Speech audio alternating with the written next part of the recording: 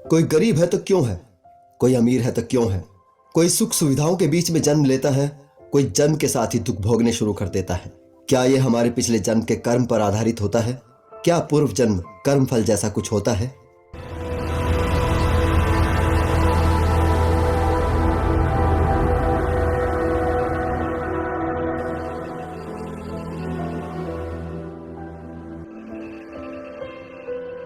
अगले पिछले जन्म के लिए स्वर्ग या जन्नत के लिए आत्मा का होना जरूरी है, क्योंकि ये सारी अवधारणाएं एक शब्द आत्मा पर ही खड़ी हैं। लेकिन आत्मा की अवधारणा और कर्म फल के सिद्धांत थोड़े से तर्क से ही ढह जाते हैं। आइए पहले कर्म फल की बात करते हैं।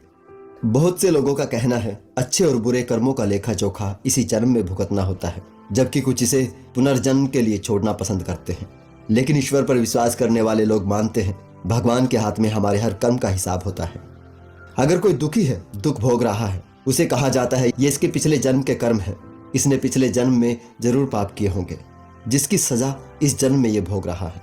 लेकिन थोड़ा गौर किया जाए तो कर्म फल, पुनर्जन्म, आत्मा, लक 84 ये सिद्धांत ही एक दूसरे को ध्वस्त कर डालते हैं। जैसे कर्म फल का सिद्धांत स्वर्ग, नर्क और आत्मा की अवधारणा को ध्वस्त कर देता है।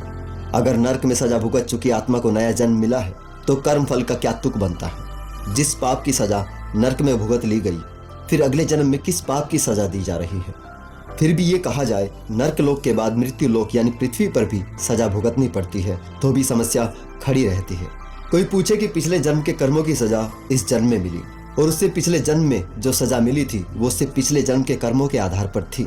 इसी तरह आप अपने सबसे पहले जन्म पर पहुंच जाएं, तब किस जन्म के कर्मों की सजा उस जन्म में दी गई? तब तो आत्मा निष्पाप थी, तब मनुष्य के अंदर पाप करने का विचार डाला किसने?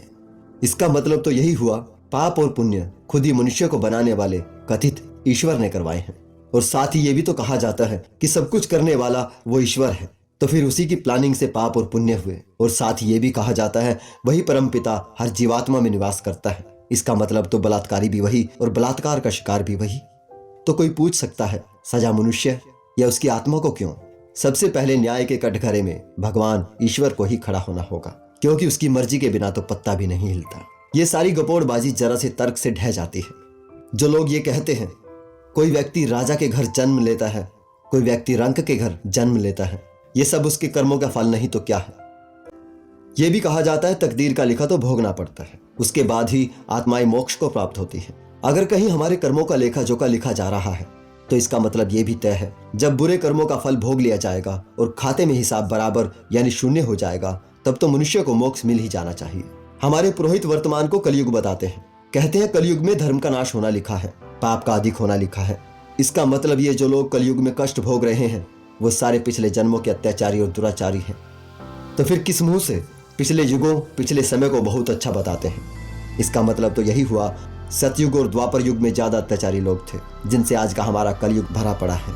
और कलयुग में जो लोग ज्यादा दुख भोग रहे हैं, यातनाएं झेल रहे हैं, इसका मतलब ज्यादा से ज्यादा लोगों के पाप के खाते में शून्य हो जाना चाहिए। अधिकतर आत्माएं तो मोक्ष को प्राप्त हो जानी चाहिए थी। फिर ये लोग बताएं आबादी कैसे बढ़ती जा रही है? धार्मिकों के पास इन तर्कों का जवाब नहीं होता। ये जब फंसते हैं तो एक ही बात बोलते हैं, सब विधाता का विधान है, उस विधाता के विधान को कोई समझ नहीं सकता।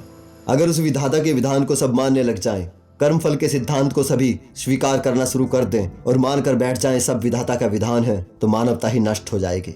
सड़क पर जख्मी पड़े व्यक्ति की मदद करना भी विधाता के विधान में बाधा डालना ही होगा, क्योंकि ये तो उसके पिछले जन्म के कर्म का फल है जो उसे इस जन्म में मिला है। हम कौन है उस विधाता के विधान में बाधा डालने वाले? किसी अबला की लुटती अस्मिता को बचाना भी विधाता के विधान में बाधा डालना ही होगा। बलात्कारी को सजा देना भी विधाता के विधान में बाधा डालना ही होगा।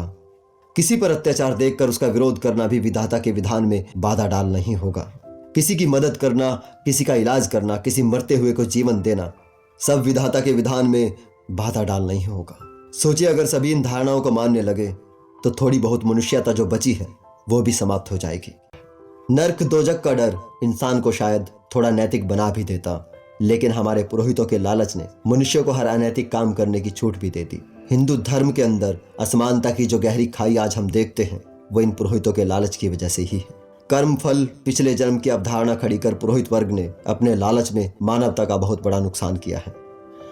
पुरोहितों के लालच भरे इस षड्यंत्र से यही संदेश सामने आता है कि अपनी लूट के माल से थोड़ी सी दक्षिणा देकर हमसे अपने सारे पाप कटवा लो। हम हवन कर्म करके तुम्हारे सभी पाप कर्म से तुम्हें मुक्ति दिला देंगे।